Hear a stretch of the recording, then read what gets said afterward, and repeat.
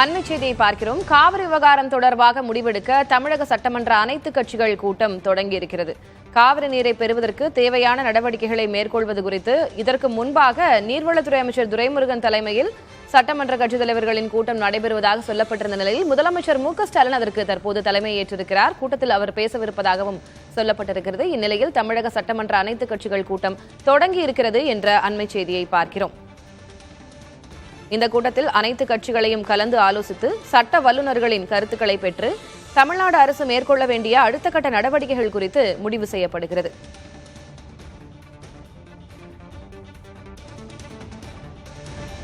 காவிரி ஒழுங்காற்றுக்குழு உத்தரவிட்ட தண்ணீரை தமிழகத்திற்கு தர முடியாது என்று கர்நாடகா மறுத்திருந்த நிலையில் அதற்கு கண்டனம் தெரிவித்து முதலமைச்சர் மு.க.ஸ்டாலினும் நேற்று கடிதம் எழுதியிருந்தார். இந்நிலையில் அடுத்த கட்டமாக காவிரி விவகாரத்தில் என்ன முடிவெடுக்கலாம் என்று இன்றைக்கு தமிழக சட்டமன்ற அனைத்து கட்சி கூட்டத்தில் ஆலோசிக்கப்படுகிறது. தீர்மானங்கள் நிறைவேற்றப்பட்டு அடுத்தபடியாக என்ன செய்யலாம் என்ற நடவடிக்கைகள் முடுக்கிவிடப்பட உள்ளன. இந்நிலையில் முதலமைச்சர் மு.க.ஸ்டாலின் தலைமையில் தமிழக சட்டமன்ற அனைத்து கட்சி கூட்டம் தொடங்கியிருக்கிறது. சிபிஐ, சிபிஎம், விடுதலை சிறுத்தைகள் உள்ளிட்ட கட்சிகள் பங்கேற்றிருக்கிறார்கள்.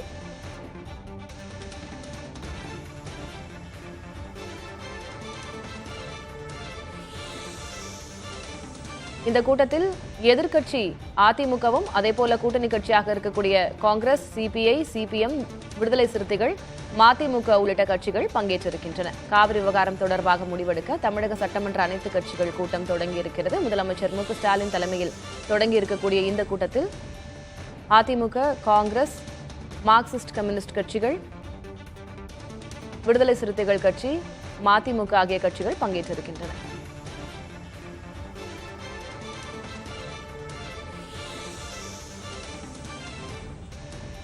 இது குறித்த கூடுதல் விவரங்களை வழங்குவதற்காக செய்தியாளர் ஸ்டாலின் இணைகிறார். ஸ்டாலின், தமிழக சட்டமன்ற அனைத்து கட்சி கூட்டம் தொடங்கி இருக்கிறது. எந்தெந்த கட்சிகள் எல்லாம் பங்கேற்றிருக்கிறார்கள்? அதிமுகவும் எதிர்க்கட்சியாக இருக்கக்கூடிய அதிமுகவும் பங்கேற்றிருக்கிறார்கள் அப்படின்ற செய்தியை பார்க்கிறோம். யார் யாரெல்லாம் பங்கேற்றிருக்கிறார்கள்?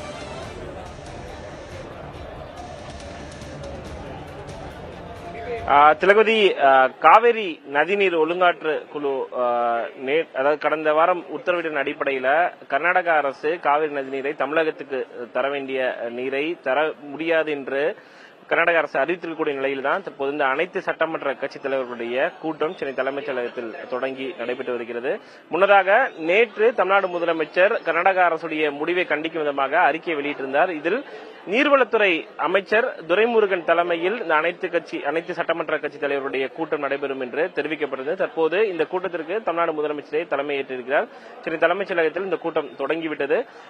முதலமைச்சர் தலைமையில் நடைபெறக்கூடிய கூட்டத்தில் சட்டமன்றத்தில் இடம்பெற்றிருக்கக்கூடிய அனைத்து கட்சிகளும் இதில் இடம்பெற்று தற்போது பங்கேற்றிருக்கிறார்கள். குறிப்பாக அதிமுக சார்பில் அதிமுகவுடைய தலைமை கொறடா எஸ்.பி. வேலுமணி மற்றும் சட்டமன்ற உறுப்பினர் ஓ.எஸ். மணியன் ஆகியோர் பங்கேற்றிருக்கிறார்கள்.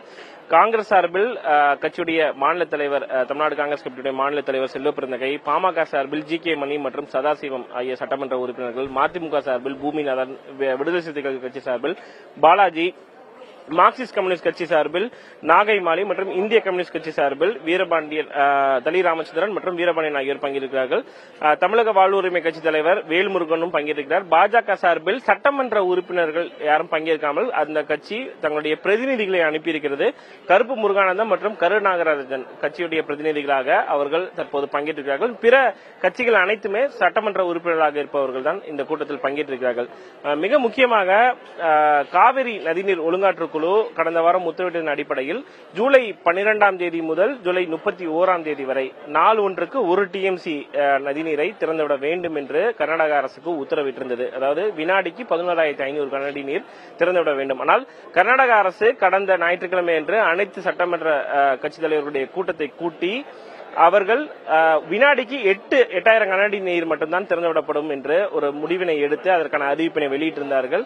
இந்த நிலையில் அதற்கு எதிர்ப்பு தெரிவிக்கும் விதமாகத்தான் தற்போது தமிழ்நாடு அரசு இந்த கூட்டத்தை கூட்டியிருக்கிறது. நேற்று தமிழ்நாடு முதலமைச்சர் வெளியிட்டிருந்த அந்த அறிக்கையில் தமிழ்நாட்டிற்கு நீர் வழங்க முடியாது என்று கர்நாடக அரசு கூறுவது வன்மையாக கண்டிக்கத்தக்கதாகவும் தமிழ்நாடு விவசாயிகளுடைய நலனை பாதிக்கக்கூடிய இத்தகைய செயல்களை தமிழ்நாடு அரசு ஒருபோதும் ஏற்றுக்கொள்ளாது. காவிரி நீரை பெறுவதற்கு தேவையான நடவடிக்கைகளை மேற்கொள்வது குறித்து அனைத்து சட்டமன்ற கட்சிகளுடைய கூட்டம் இன்று நடைபெறும் என்றும் அந்த கூட்டத்தில் எடுக்கப்படக்கூடிய அந்த முடிவுகளின் அடிப்படையில் அனைவரையும் கலந்தாலோசித்து சட்ட வல்லுநர்களுடைய கருத்துக்களை பெற்று தமிழ்நாடு அரசு மேற்கொள்ள வேண்டிய அடுத்த கட்ட நடவடிக்கைகள் குறித்து ஒரு முடிவினை மேற்கொள்வோம் என்று தமிழ்நாடு முதலமைச்சர் தெரிவித்திருந்தார். மேலும் கர்நாடகாவுடைய இந்த 4 முக்கிய அணைகளுடைய நீர் இருப்பு பார்த்தோம் என்றால் 75 டிஎம்சி நீர் கர்நாடகாவில் அந்த 4 அணைகள் கிருஷ்ணராஜ சாகர், கபினி, ஹேமாவதி, ஹாரங்கி என்ற அந்த 4 அணைகளிலும் 75 டிஎம்சி நீர் இருந்தாலும் கூட கர்நாடக அரசு தமிழகத்திற்கான நீரை திறந்துவிட மறுக்கிறது என்ற ஒரு குற்றச்சாட்டை தமிழ்நாடு முதலமைச்சர் முன்வைத்திருந்தார்.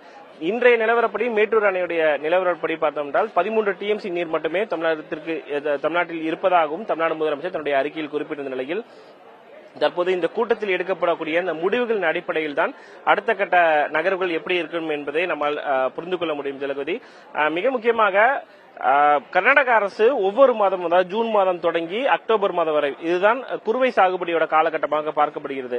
மிக முக்கியமாக இந்த காலகட்டத்தில் உரிய நீரை கர்நாடக அரசு திறந்தால்தான் குறுவை சாகுபடியை விவசாய பெருமக்கள் மேற்கொள்ள முடியும் என்ற ஒரு நிலை இருக்கக்கூடிய நிலையில் கர்நாடக அரசு தொடர்ந்து இது போன்ற போக்கை தான் கையாளுவதாக தங்களுடைய குற்றச்சாட்டுகளை தமிழ்நாடு அரசு முன்வைத்திருக்கிறது. சட்ட ரீதியாகவும் அணுகிவிட்டார்கள். ஆனால் காவிரி நதிநீர் ஒழுங்காற்று குழுவாகட்டும், காவிரி நடுவர்மன்ற உத்தரவையும் மீறி கர்நாடக அரசு தொடர்ச்சியாக இது போன்ற போக்கை தான் மேற்கொண்டு வருகிறது என்ற ஒரு குற்றச்சாட்டு தமிழ்நாடு அரசு சார்பில் தொடர்ச்சியாக முன்வைக்கப்பட்டு வருகிறது.